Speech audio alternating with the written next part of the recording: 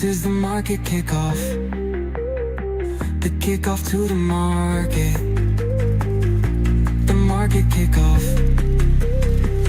Kickoff to the market.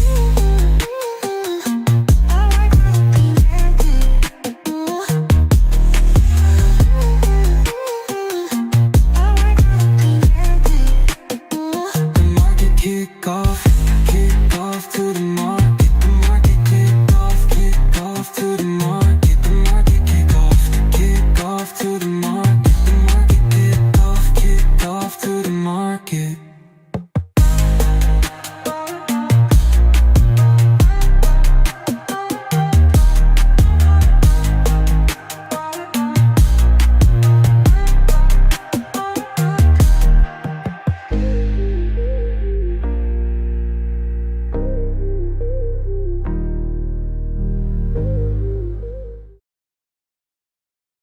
Check, check, quick sound check. Can everybody hear me loud and clear? Let's get a confirmation in the chat. Let's do a quick audio visual check.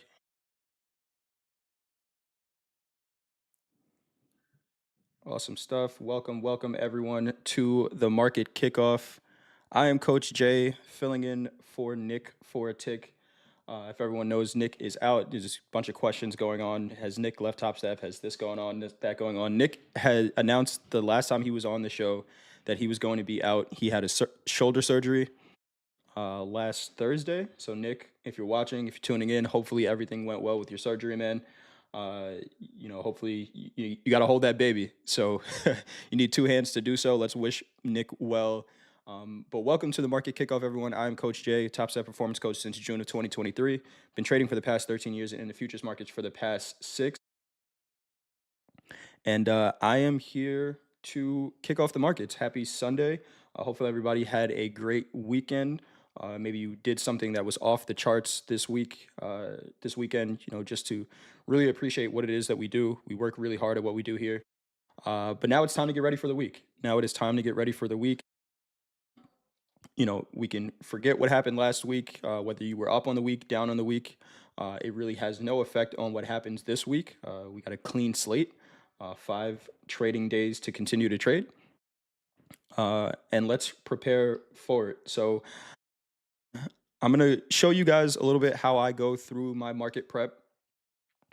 Similar to Nick, I don't take many trades in the Globex session, so you probably won't see me take a trade here unless something really great presents itself. But let's take a look. I'm going to start with a daily chart on each one of these markets that we talk about. I'm going to start with the S&P. I've been trading the S&P a lot more than the NASDAQ lately, but we'll go over the S&P, we'll go over the NASDAQ, gold, crude oil, and any other markets that you guys want to talk about. If you do have any questions, please feel free to put them in the chat. Andrew, our moderator, is going to get those over to me. And I'll try to answer as many questions as I can. We'll figure we go for about an hour, but if we want to end it early, I know the sun is staying out a little bit longer here, at least in New York, and probably wherever you are in the world. So if we can get some time back on a Sunday, that's a great thing. All right. So let's take a look at the daily chart. We'll look a little bit at what happened last week. I have a couple of things on my charts. I'll explain them all to you in a second. But looking at the S&P, if we look at last week was an interesting week. It was pretty much an inside week all week. Let's look at the weekly chart, where there was a lot of movement. We had FOMC. We had a rate decision on Wednesday. The Fed choosing to keep rates the same, so really not a surprise to the markets. And if you look at the price action, it kind of mirrors that, right? Where we've had this sell-off for the past month or so in the equities, and last week we're pretty indecisive about direction. It was also rollover week, so we have to keep that in mind. And what I'm thinking about right now is, with rollover, we hear traders say all the time, that rollover week is usually not a directional week. With rollover being done now, and we're, all trading on the June contract in the equities, do we see this sell-off continue, or is this where we start to build a base for the move potentially back to the upside? All right. So I will go back to a daily chart now. We have a lot of indecision on these daily charts. And the one thing I'm looking at is this white line on my chart, which is the 200 moving average on the daily. This is the S&P futures. We know it's a derivative of the SPX, but SPX is also under this 200 daily moving average.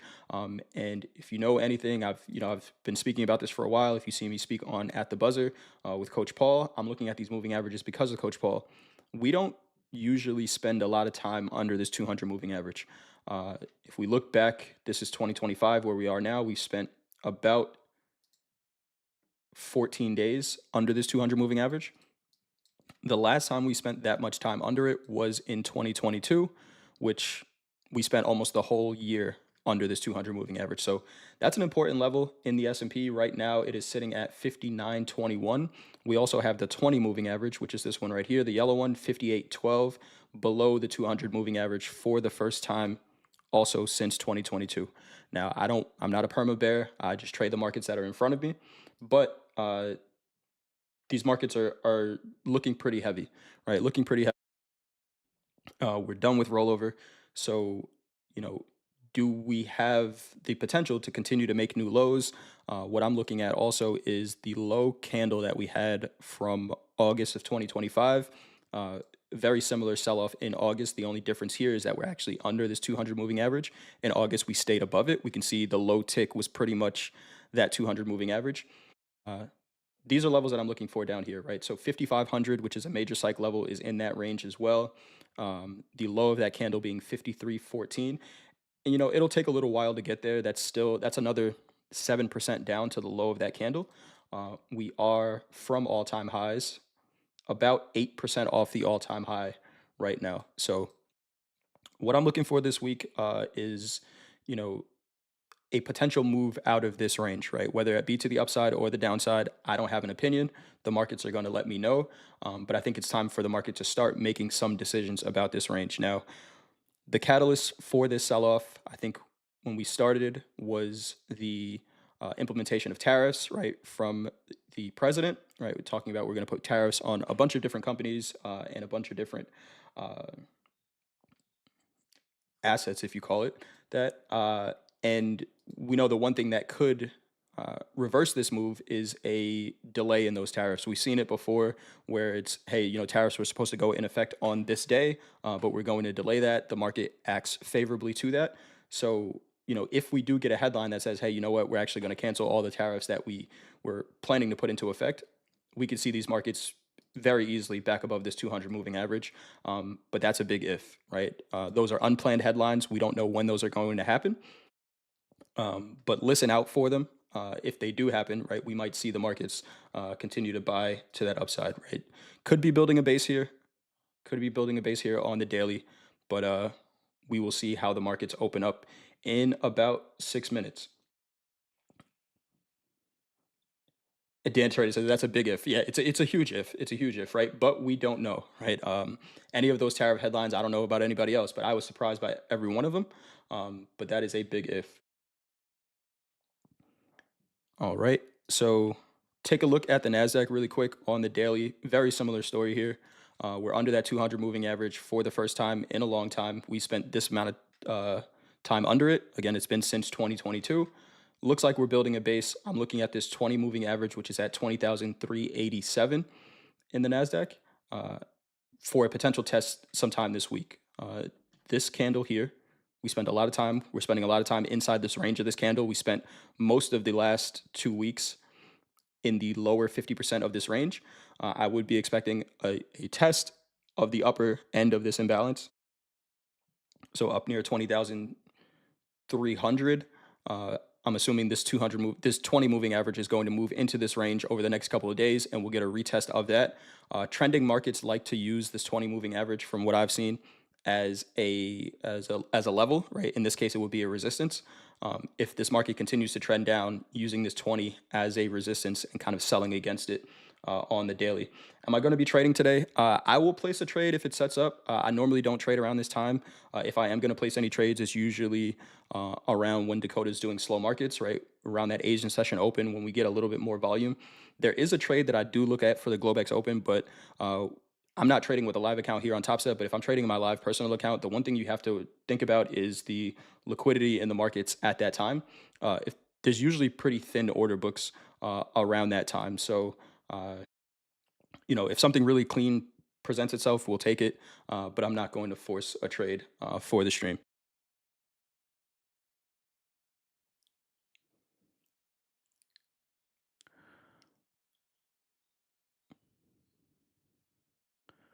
All right. To say this correction was because of the tariffs is bunk. So I'm not saying that the correction is because of the tariffs, but if we look at when this move got exacerbated, it was after tariff headlines came out. Right, you can almost line it up perfectly with the first announcement of tariffs after the inauguration. Right, where it's like we're actually going to put them in place. That's kind of when this sell-off started. I don't focus too much on fundamentals with my trading. I'm a very technical trader. From a technical perspective, we had low volume at these highs, a ton of indecision, and when volume starts to come in, we're selling. But if we match it up to the headlines, that's when that selling started to come in. All right. A couple of other things I'm looking at here. I'm a volume trader, so I look at VWAP. We are under this blue line, which is VWAP for the year. And then another one, this yellow one here, is anchored VWAP for the month so far. So most of the month of March, we've been under this anchored VWAP. That's sitting at 20,142. We can see a little bit closer than where that 20 moving average was, which was in the 300s, using that as a resistance as well. This line is starting to flatten out a little bit. Flat VWAP to me means range bound markets. So I'm looking again for the potential for us to trade above this now. Resistance becomes support, and now using this monthly VWAP as a support.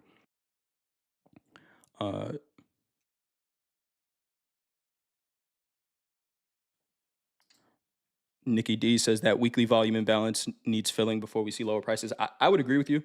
I would, expect to see us trade up here. I really do hesitate to say that anything needs to happen because the market's going to do whatever it wants to, but I would not be surprised at us filling this imbalance to the upside here. All right. There's the NASDAQ. We did the NASDAQ. We did the ES. Let's go over to gold. And then I was playing around with my charts the other day, talking about range bound markets. Gold is a market that's been rallying, pretty strong rally, making new all-time highs all of last week. All-time high in gold is 30,065.2. Gold on Friday, if you remember Friday's price action, was very heavy. We talked on the opening call about gold looking kind of heavy, getting maybe kind of overextended above this 3,000 level, and we didn't really have a retest of 3,000 since we closed above it. We got somewhat of a pullback. I wouldn't be surprised to see a little bit more of a pullback in gold to really test that 3,000 level to see whether or not buyers want to keep it above there. But I'm a buyer of gold. I'm not looking to short this market for a very long time. If a short setup presents itself, I'm immediately reminding myself that it's a counter trend trade and maybe a better opportunity to look for longs in gold as we continue to make all-time highs. Gold likes to do this thing where it sells off 50 points after it makes an all-time high, and I think that's kind of what we got on Friday. Right, we sold off from the 30-50 area all the way back down to 3,000s and bouncing from there. I'm looking to buy gold all week until it gives me a reason not to, but I would not be surprised at another retest of that 3,000 level. All right. Pull up some moving averages here on gold. We do have this 200 moving average on the 30-minute chart. And the markets are now open. 200 moving average on the 30-minute chart. We're under it now. And, when the market turns and gets under this 200 moving average, that's when we see our pullbacks. So if I do get long in gold, this 30-40 area is going to be important in gold for us to trade over, right? We can see this heavy volume to the downside, similar to what we were looking at on the chart in the equities. We traded the lower half of it I would not be surprised if 50% of this holds to trade to the upper extreme of it. That upper extreme puts us right at this 200 moving average at 30.37, and we will go from there. Coach Hoop says, with you on that gold called 100 pop gap. All right, let's take a look at the equities that they now are open. I'm going to go over to the S&P. Do get our gap up. Let's go back out to the daily.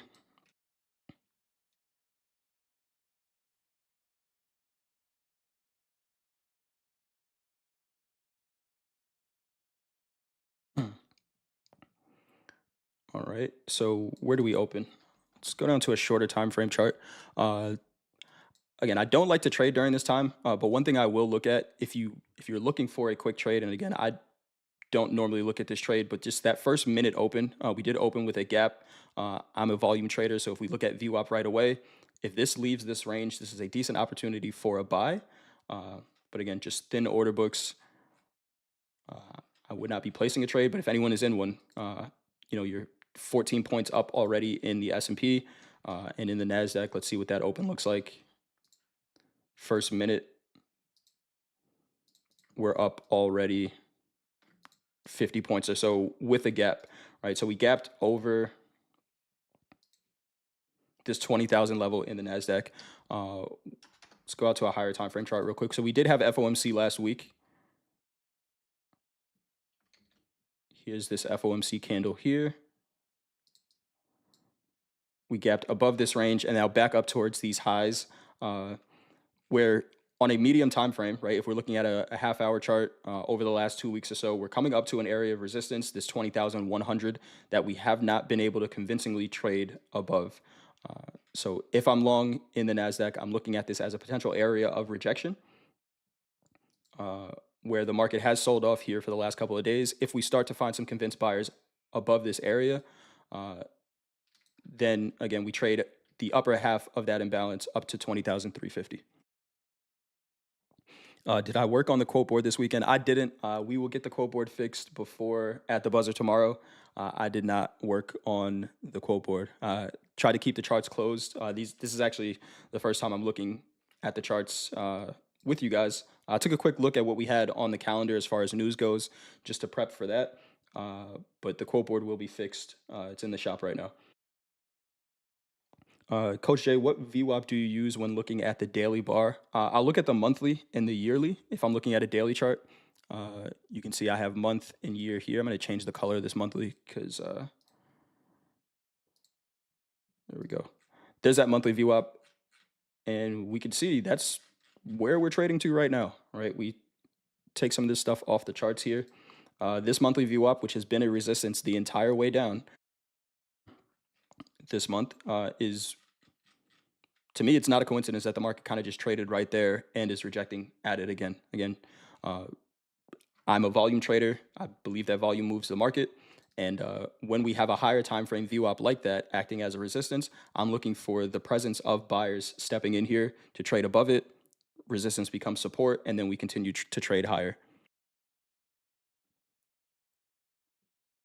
900 lot in the S&P, 57.54. Good eyes, Coach Hoop.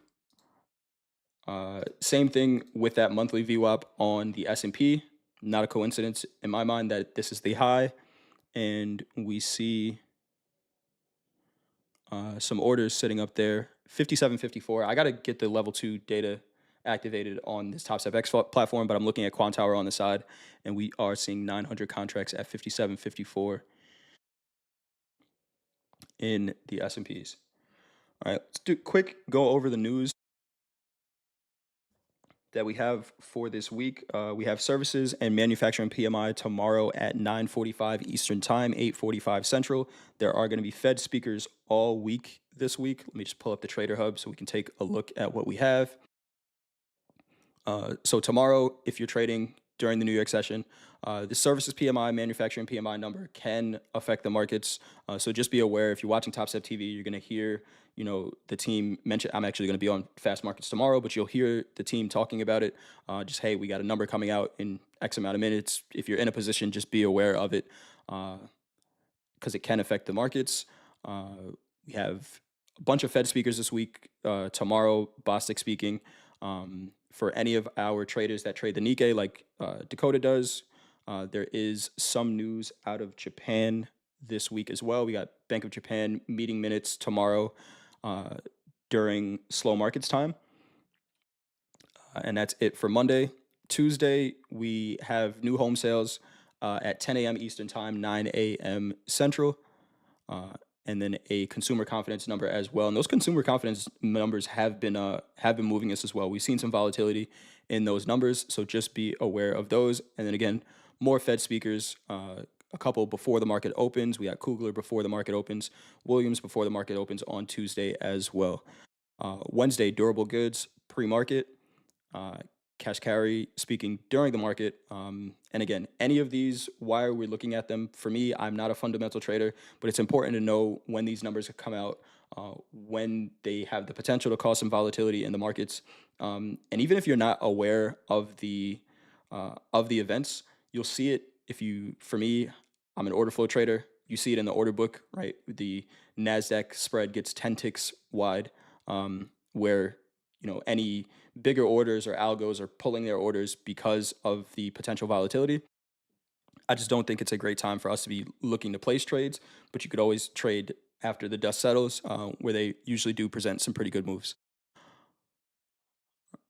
Right. As always, we got crude oil inventories on Wednesday, and then Thursday, jobless claims, GDP quarter over quarter final.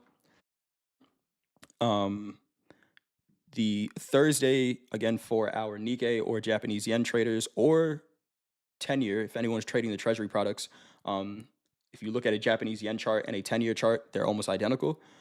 So Thursday night, we have Tokyo CPI number coming out, which could have could cause some volatility overnight on Thursday. And then to end the week on Friday, we have PCE numbers, and then the University of Michigan sentiment final, which, if you've been paying attention, that's been one of the more volatile numbers that we have during the week on Friday. Again, I'm not a fundamental trader. I'm not going to look at how the news affects the markets, because the markets are going to tell me their response to them, and I'll trade from there. But it's good to know when these numbers are coming out. Nick is coming back, I believe, when his shoulder is recovered. This will go to 20,316 easily. Let's take a look.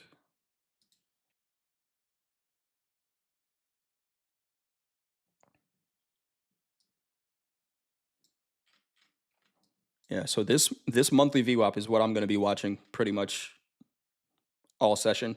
Again, gave an opportunity for a quick scalp off of it, right, where we didn't push that level here. Stop can go above these highs. I'm not looking to take a trade right now, but what I'm thinking is, do we have the volume in the overnight session to get above this level of resistance in a low volume overnight session? All right. Same thing with the NASDAQ here. Let's take a look at crude oil. Crude has been an interesting market. We came back down. We had this sell-off pretty much since the inauguration. Since the beginning of January, crude has just been in a downtrend. Really nice downtrend for anyone shorting crude. But we came back down to some levels of demand that we saw on a higher time frame. We spent almost 4 months in this range in crude last year. And we tested down towards the lows of it near these 65 levels.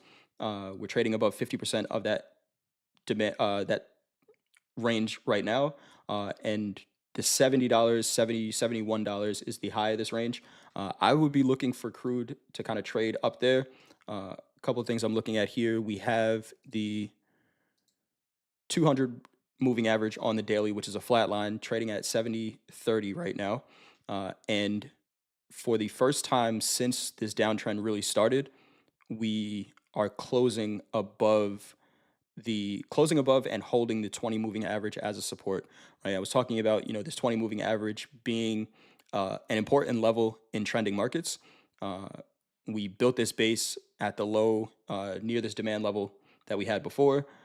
We closed above it on Friday, using it as a support. We can see the low of the day of Friday was right at that 20 moving average. So now I'm looking for crude to continue back up towards the high of that range and trading $70. I know the news for crude has been fundamentally bearish, and that's kind of why we've seen this sell-off. But from a technical perspective, you know, it looks like we made a base, we found a base, and then I'd be looking for buyers to push us back up towards these $70 levels. Haven't traded crude too much recently. It has been presenting some decent opportunities.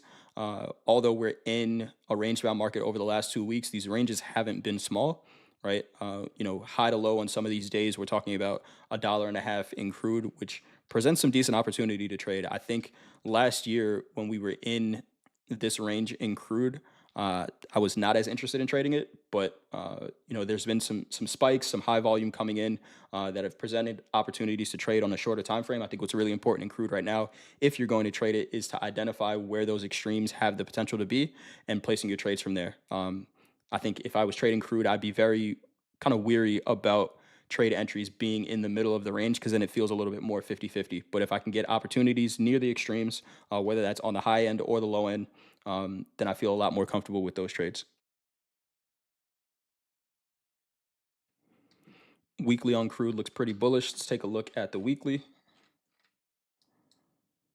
Yep, looks like we kind of, ton of wicks on the bottoms of these weekly candles. Yeah, this looks bullish, at least in this time frame, and on the daily as well, right? Where we look like we made a low. And is it bullish to the point where I'm looking for a rally in crude all the way back up to $80? We got a little way to go before we get there, but I'm looking to buy crude right now as well. Can I get a light breakdown of your indicators and what info you're looking to get out of them? Sure. So a couple of things I have on my chart. The triple moving average, and again, shout out to Coach Paul for using these. The yellow one is a 20, the purple one is a 50, and the white one is a 200. And what I'm looking to get from these, I only use these on a daily and a 30-minute chart, and I'm looking to get the overall trend of the market if there is one, right? More so for my day trades on a 30-minute chart, looking at, if we're above this white line, which is the 200 moving average, looking for opportunities to buy the market, or if we get too extended from it, looking for shorts back into it. And then the same thing if we're under this 200 moving average on the 30-minute, looking to sell under it, or if we get too extended, looking for trades back to it. I also have volume on my charts. Volume, everything I do is based on volume. What I'm looking for here is on any time frame I'm looking for an anomaly, and that's just something that sticks out compared to everything else around it, right? So, for example, in crude oil, we had this volume spike right here, which was a pretty significant price action candle as well. You'll see, some traders, some of our coaches use volume profile. I'm not a volume profile guy, and honestly, it's just because of how it looks on the charts.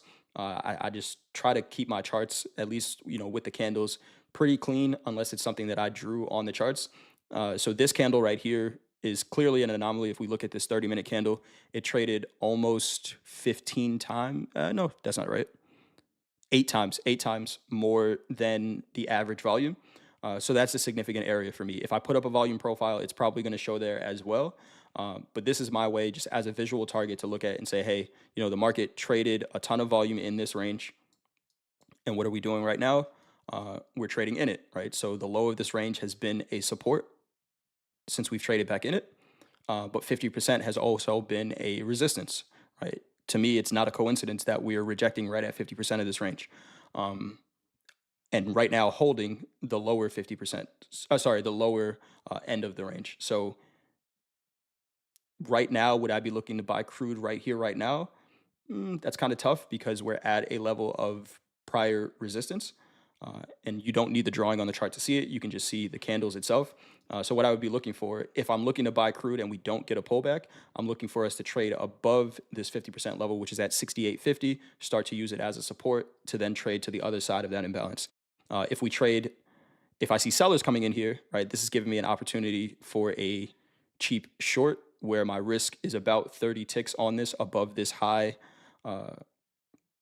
of this resistance, and then conservative target would be the lower end of that imbalance.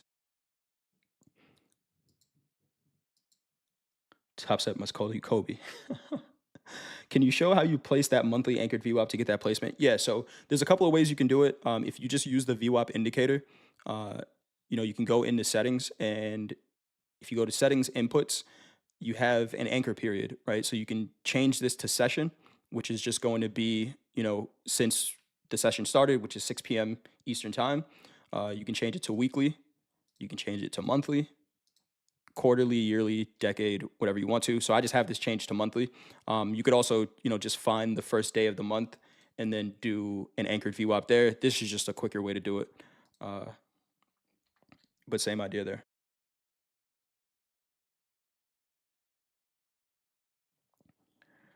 All right. Last thing on the indicators that I have on my charts, I have the ATR. And what I'm using that for is to just gauge the volatility in the markets. And I usually look at it from a higher time frame perspective first. So we'll go back to the equities real quick, and we'll look at this ATR indicator. And just to kind of get an idea of the general flow of the markets, right? Over the last couple of weeks, we've been talking about, you've been hearing people saying, scale down, trade smaller, maybe trade micros because the ranges are a lot wider in the markets. Look at this ATR indicator, right? 2 weeks ago, we were trading a 500 point average daily candle in the NASDAQ, right? Does that mean that every candle is 500 points? No, some are going to be less, some are going to be more, but volatility definitely increased here. Similar to what we had in 2024, when we had this sell-off, we see volatility increase. This is telling me to maybe size down or widen out stops because the market's trading more points than we are accustomed to, right? If you were trading late 2024, this ATR value was almost half of what we were just trading over the last 2 weeks. So, sometimes traders are just like, oh man, I can't, what was working 3 months ago isn't working anymore. And it might not be your strategy. It's just because the markets are more volatile, right? So you have to give them a little bit more space to work. And again, if we zoom out, we don't see that ATR value on a daily as high as it's been or as high as it was 2 weeks ago. We don't see that often. Also, look at what happens when the ATR starts to decrease. Normally, we're going to see ATRs increase on downtrending markets. Markets just tend to go down faster than they do go up. So when this ATR value is decreasing, we start to see the market find a base. And look at what happened in 2024 when that ATR comes down, price starts to go up. We know with these equity markets, they're just built to go up. They're meant to go up. Money's always flowing into them. So if this ATR continues to decrease, I'm looking at the markets to kind of just continue to trend up.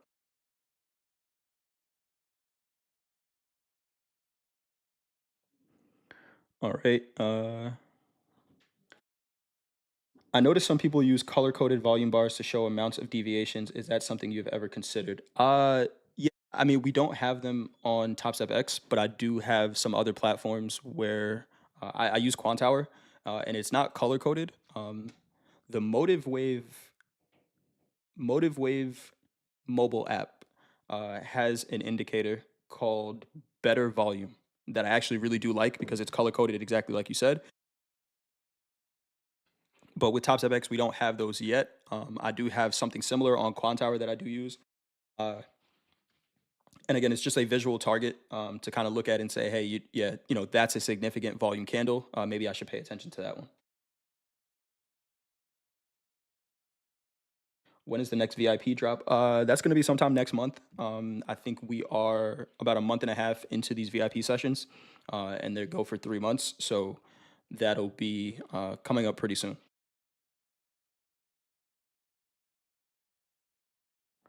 All right. Any other markets you guys want me to take a look at? Let me know.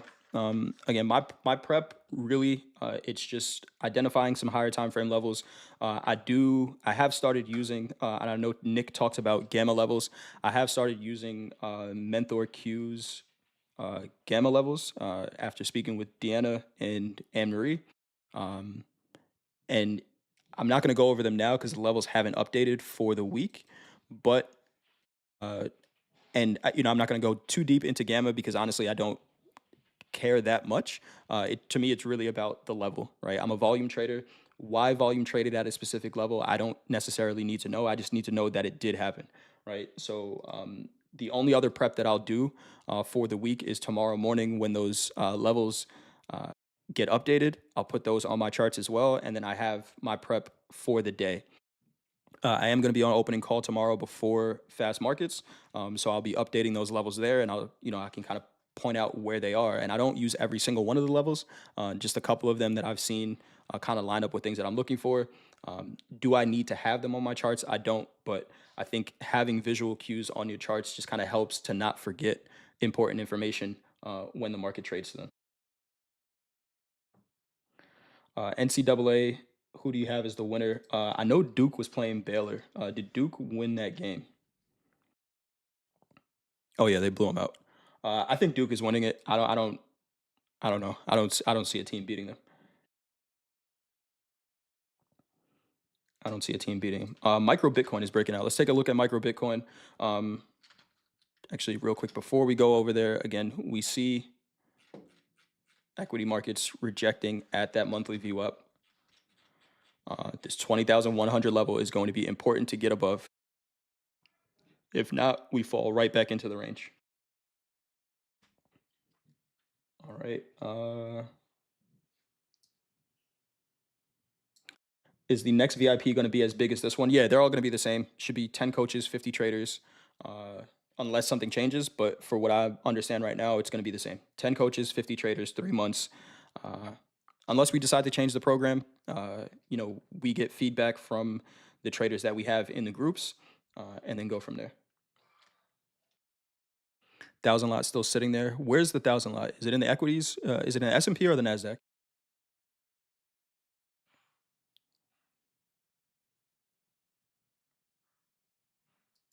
S&P or the NASDAQ with that 1,000 lot? I'm not seeing it in the S&Ps. Let me see my NASDAQ chart.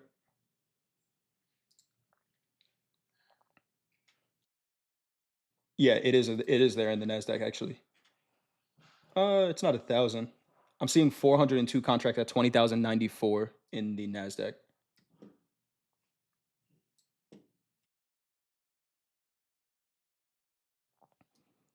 S&P. What price do you guys have that in the S&P? Because I'm looking here. I don't see 1,000. There's something up at 57.54. Okay, they kind of split it up.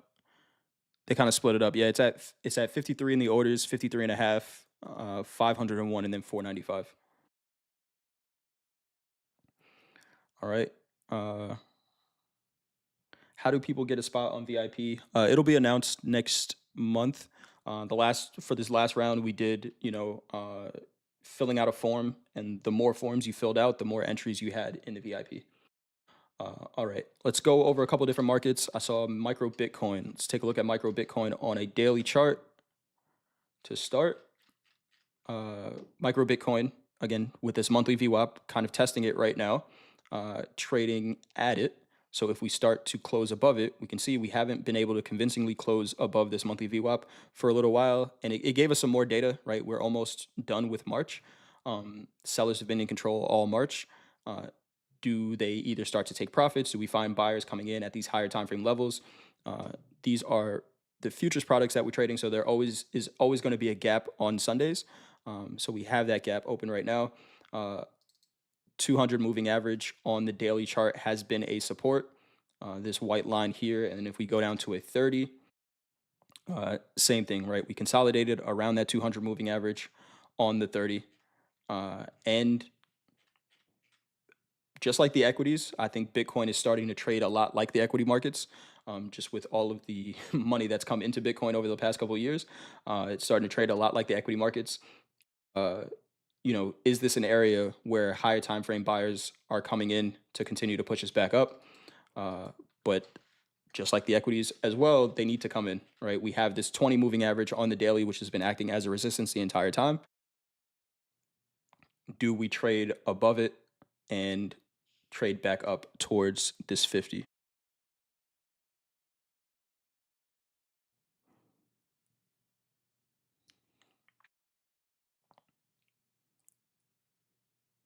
And Richard, I'm going to answer your question with a question.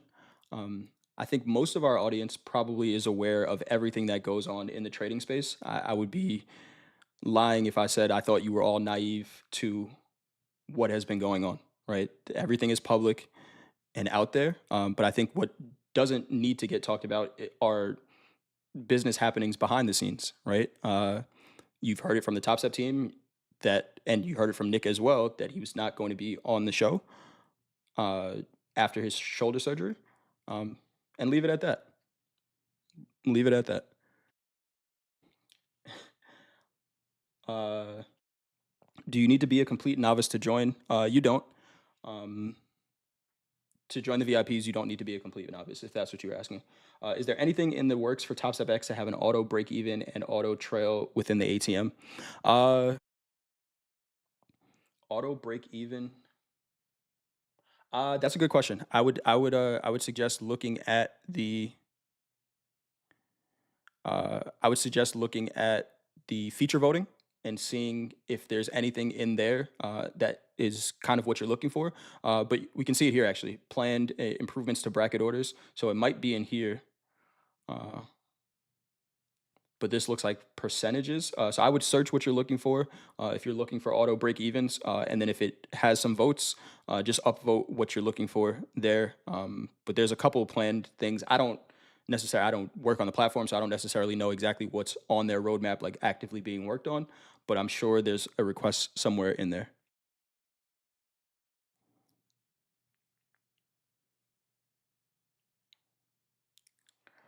All right.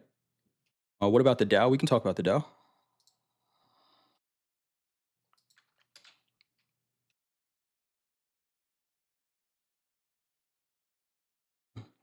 The Dow, I mean, really all the equities are kind of doing the same thing right now.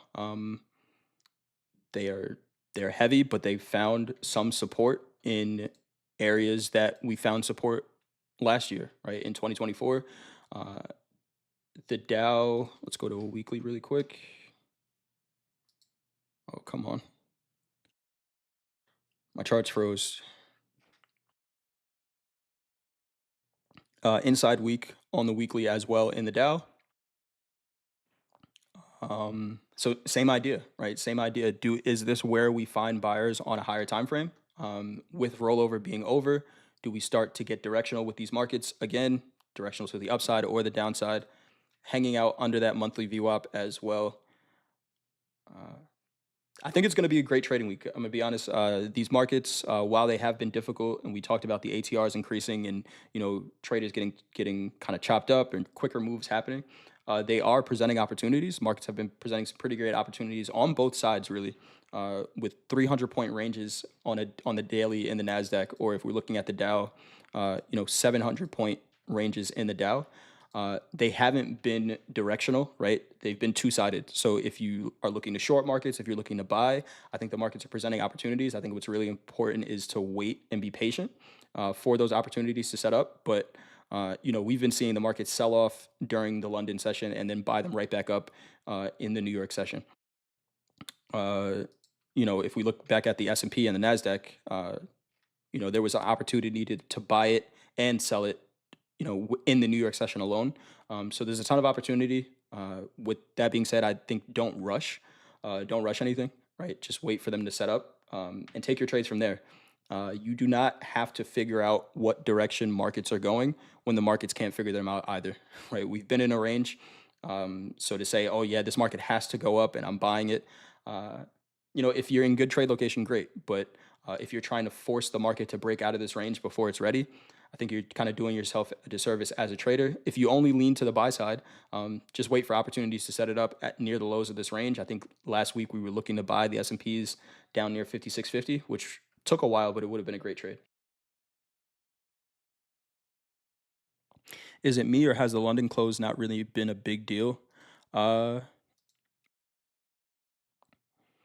think with the time change, when is the London close now? I know with the time change, it's like an hour later now. I think we still do see the volume spike, but for me, it's here, right? It would be here, I believe. Is it at 12 Eastern now, or is it at 12:30? Is it an hour? Push it an hour back, I would guess, right? I don't see it being too important, honestly, even when the time didn't change. Uh, I just look at it as, potential volume spike, and then that's it from there. 11:30 Central. Okay, so it would be right here. Uh, yeah, if that's something that you've used in so you might pay, you asked that question, you might pay a little bit more attention to it than I do. And if you've noticed a change, then it's significant. But for me, when I'm looking at the London close, I'm just looking at, a potential volume spike and then going from there. All right.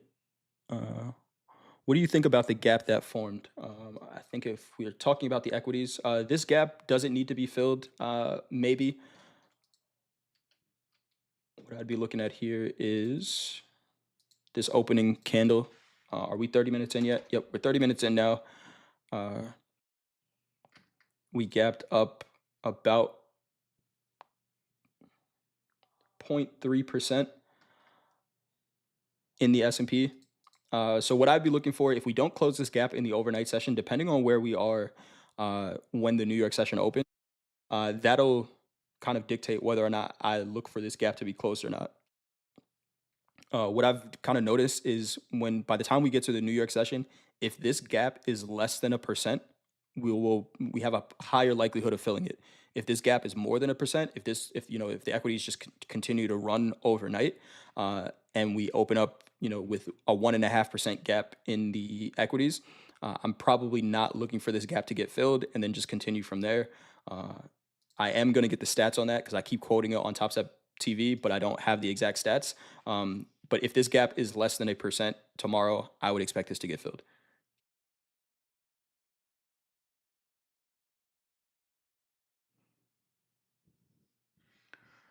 Uh, Coach Jay, can I look at tick and time ATR the same? They seem different. They're going to be different. They're going to be different, right? The ATR is calculating the candles on that time frame. So let's look at a 3-minute, right? It's the same as if I look at a 3-minute ATR and a 1-hour ATR, right? They're different aggregations of time. They're different aggregations of data, so they're going to give me different information, right? A 1-hour ATR is going to be 15 points, where if I go down to a 3-minute, it's going to be 5 points. If I change this to a 2000 tick chart, it's 3 points, right? So whatever you do, if you're looking at the ATR for information, just use it on the time frame that you're taking trades, because that's the average movement on that time frame. I held over the weekend. I love that 2K gap up. Nice. Nice trade. All right, let's see what we got here. Just took a quick contrarian short into that big candle, full lot, met my goal. Should I lock out? Should you lock out is a personal question. If you met your profit target for the day already and you don't necessarily have to trade tomorrow, lock it up. Should you lock up tonight and maybe not look for another trade if you were able to catch some of this move, or some of this move down? That's something to be considered as well. For me, and I know Nick mentioned it as well, and Dakota as well, especially as the weather is getting nicer. I'm trying to find the space to spend less time at the charts. So if I can get a trade in, and then get away from the charts, kind of conserve some mental capital, I think the better it is for my trading.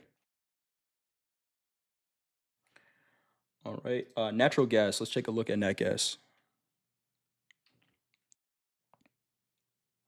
I would love to be short here though, right? We kind of talked about it. Higher time frame resistance level that we had. We can see since we've opened, VWAP is pretty much a flat line. Flat VWAP says range bound markets. Kind of late to be taking a trade here because we're right at VWAP, right at 50% of this range on a 3-minute, and on a 30-minute now we can start looking at. That would be a nice short. That's quick 10 points in the S&P. Get money and go golfing. Do you ever use the DOM surface on Quantower? I don't. I was taught how to read the DOM and time and sales just using the DOM and time and sales. The reason I don't use Bookmap, I don't use the DOM surface, it's just, to me, it's just a little bit too noisy. I have an indicator on, maybe I can show it. Give me 1 second. Let me switch over.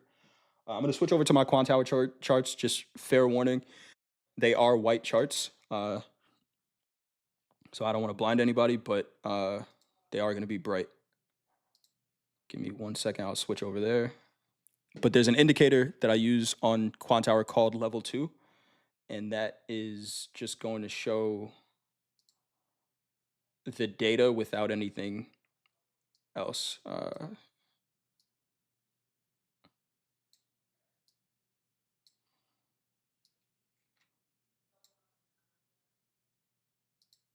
All right, so you see these red lines here. Like when you guys are calling out, oh, there's a 500 lot, there's a 1,000 lot in the S&Ps. I'm seeing that from this red line up here. So this red line up here on my charts is telling me that there's 500 contracts or more traded at a level. And that's why I'm able to see them so quickly, right? Sometimes I don't know the exact number, but I know that there's a big order up there because of that red line up there. But if you use the DOM surface, it's similar to Bookmap. I think it's a great tool. For me, it's just a little bit too noisy, so I try to simplify it.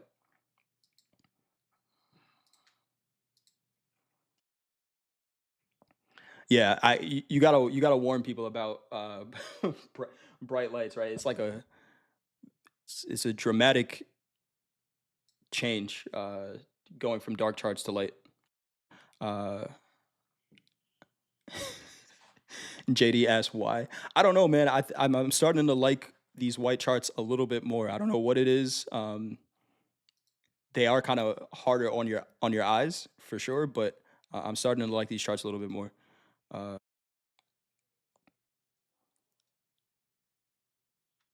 Monochrome equals less psychological stress. That might be it. That might be it. Short life hacks, right? It might be, I have on this Quant Tower, it's black and white candles, white background, not a lot of colors. It's almost like how they said Candy Crush was addicting, right? Where there's just stuff, just colors and all this random shit popping up all over the place. And then you find yourself playing 300 levels of Candy Crush in a night. It's too much, right? So you if you simplify it, if you turn down the excitement on your charts, you can focus. All right. Is it the same with futures as with stocks? Looking at the bid and ask, we are looking for aggressive buying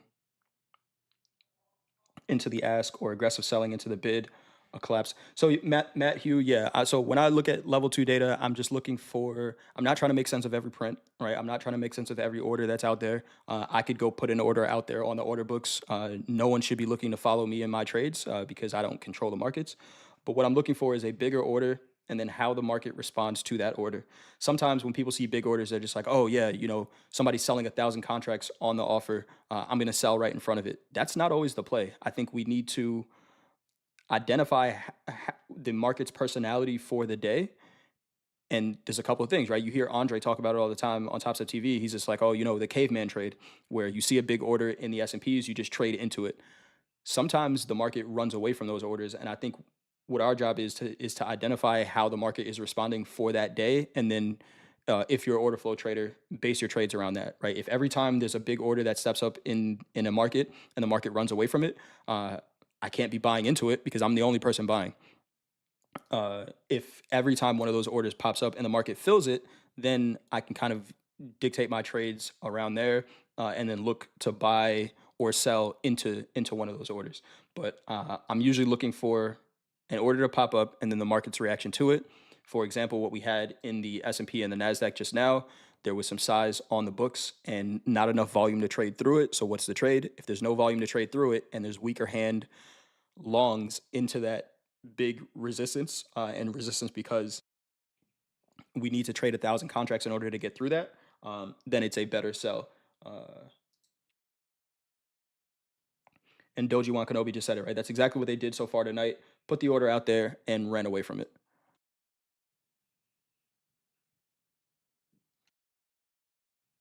Better to think of bigger orders as magnets, but think of magnets, right? Sometimes magnets attract to each other, but then if you flip them, right? And I'm not going to give a science lesson here because I'm definitely going to get it wrong. But if you flip them, right, polarity of markets, they repel each other as well, right? So if right, they can do both things, right? They can do both things. All right. We got a couple minutes left here. We've been going for about an hour. I'm going to keep it to an hour. So if you guys do have any questions, let me know.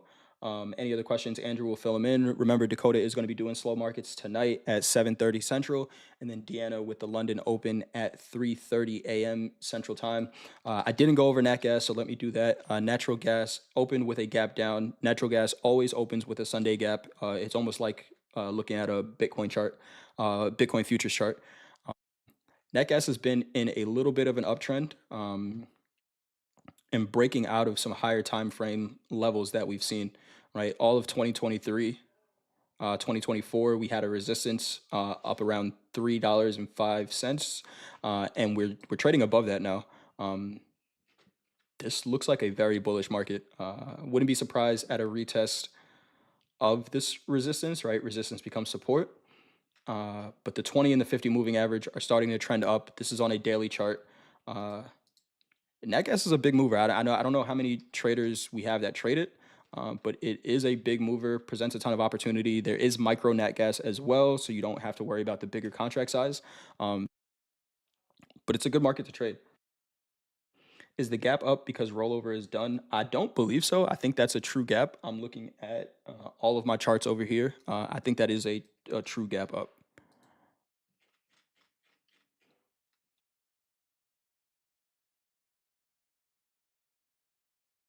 Nat gas had a topping tail on the weekly.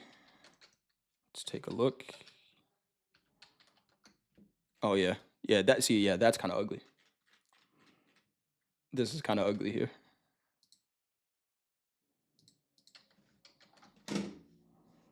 On the daily, we're back under the VWAP from the month, kind of using it as a resistance now. Interesting. So maybe we pull back a little bit further. And again, I don't trade this market often, just looking at it from a technical perspective. Looking at this resistance that we have on a higher time frame on the daily, do we fall back into this range, or does the market start to use this as a support and trade higher? All right.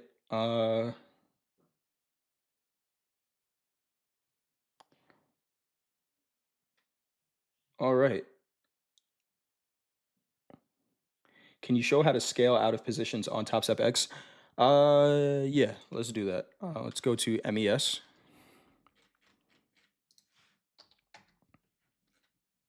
Actually, let's go to MET. It's the cheapest contract we can trade with Topstep accounts. How do you get those values on the box? Super handy. These values here, I think it's just part of the fib retracement. I'm using the fib retracement, right? So I'm not using the rectangle tool. I'm using fib retracement and just have 0, 50%, and 1. And I think as a default, it shows the levels. Oh yeah, just click prices down here and it'll show it. All right, so I'm long 5 micro Ethereum. And again, this is the cheapest contract you can trade with Topstep accounts. Each tick right now, and I'm in 5, is 25 cents. So if I wanted to scale out of a position, if I want to take one off, I'm just going to change this order quantity down here to 1, and I'm going to sell 1. Now I'm in 4, right? I could still have my profit target up here. I could still have my stop loss here. And what I really love about Topstep X is if I want to get out of another one, everything updates, right? So this updates here, my stop loss updates to 3, my take profit updates to 3.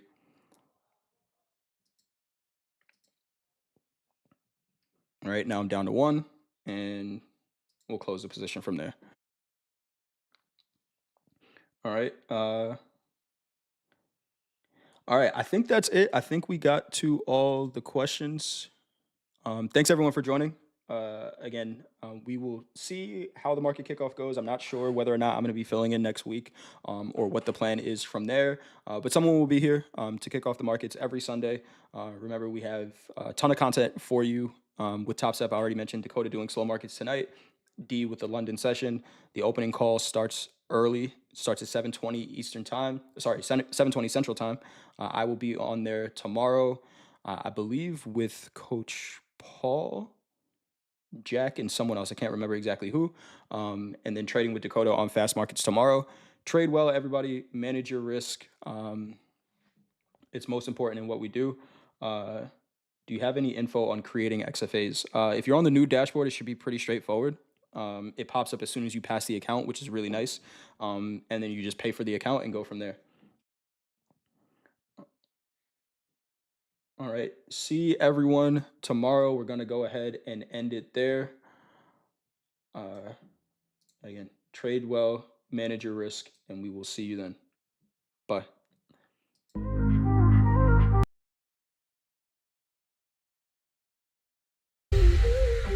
This is the market kickoff. The kickoff to the market. The market kickoff. Kickoff to the market.